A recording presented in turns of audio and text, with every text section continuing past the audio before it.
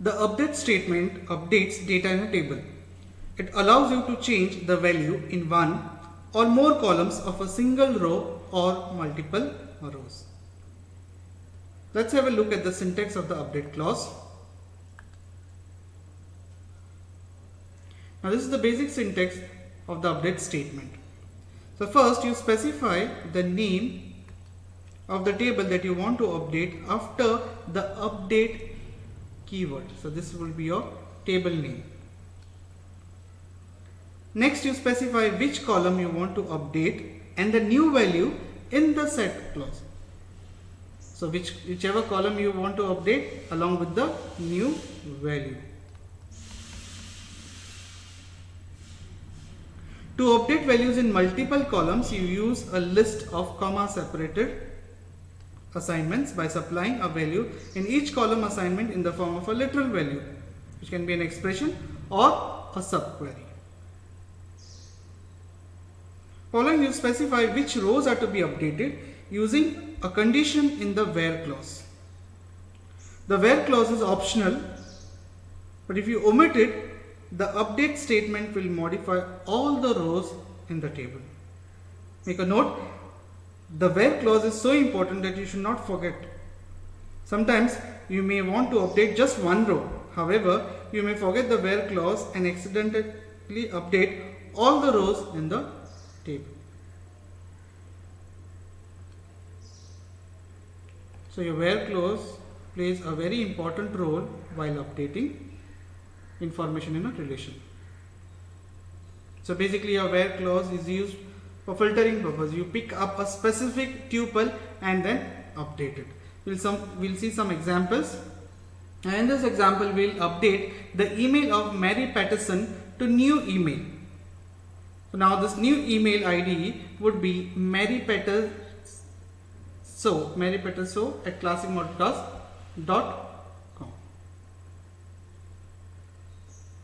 So we'll try to have a look at the previous email ID. So we'll write a select clause. We say select first name, last name, email from employees, where the employee number is 1056.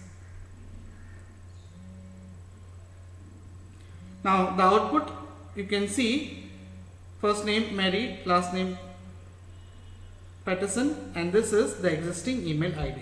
So what we'll do is we'll try to change this existing email ID to a new email ID.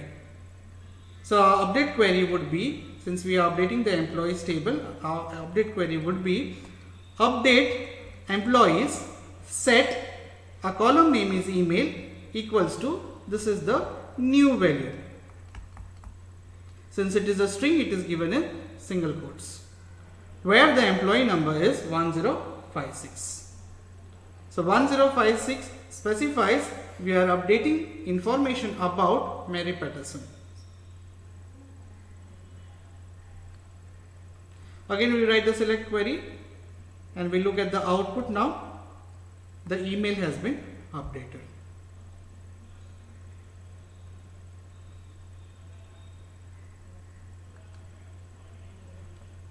So using the same MySQL update clause, we can modify values in multiple columns.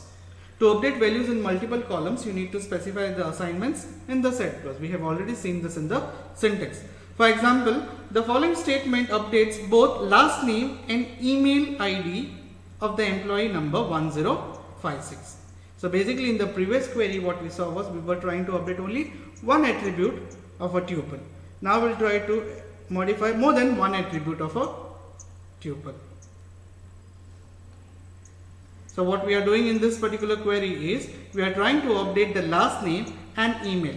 So from Patterson we are updating it to Hill, and the email also from Mary.Patterson I am updating it to Mary.Hill at classicmodelclass.com, where the employee number is 1056.